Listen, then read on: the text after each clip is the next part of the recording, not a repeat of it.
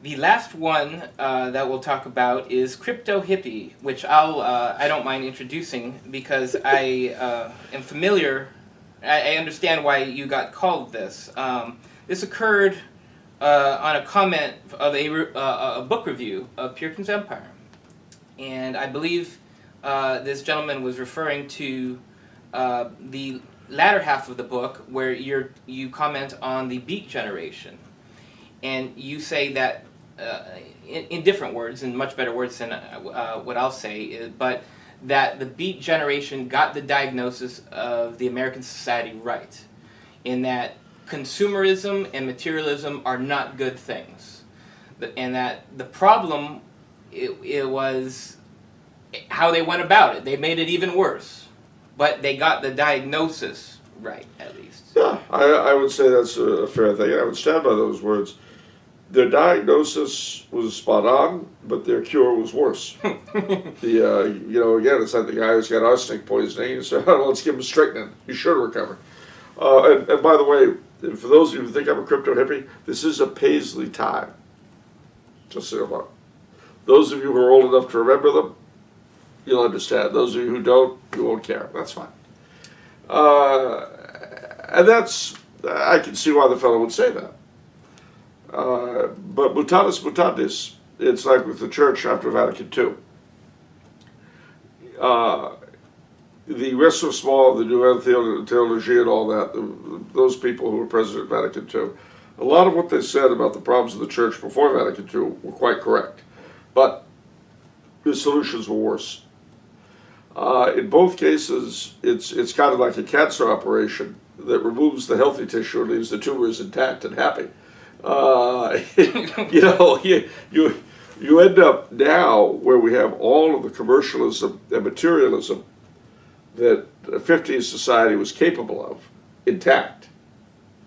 But the morals, the religiosity, the sanity that was there to some degree blasted to smithereens, to say nothing of the fashion sense.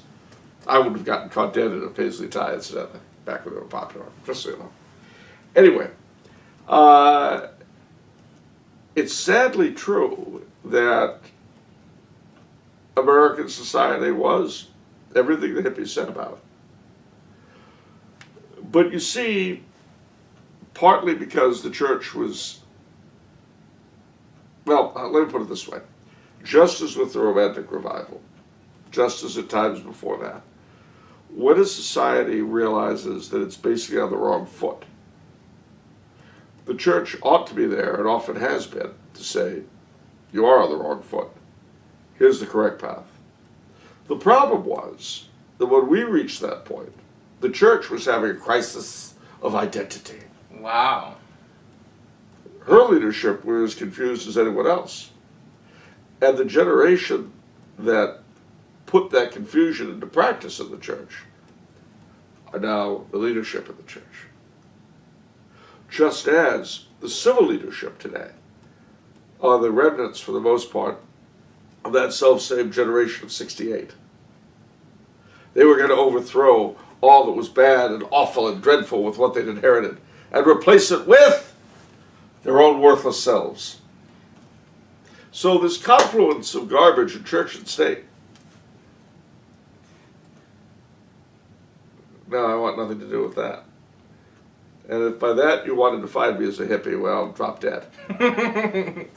But if, on the other hand, and I go back to all the other terms you've used, if by any of them you mean someone who believes that the spirit does have primacy over the material, that the Catholic faith, although unseen, is literally true, and truer than anything, even truer than paying your taxes on time, that kind of truth, then I stand guilty as charged. And in truth, the reason why The Lord of the Rings became popular in the hippie era, or to get a little bit darker, H.P. Lovecraft, was because they seemed to show something beyond what we see around us.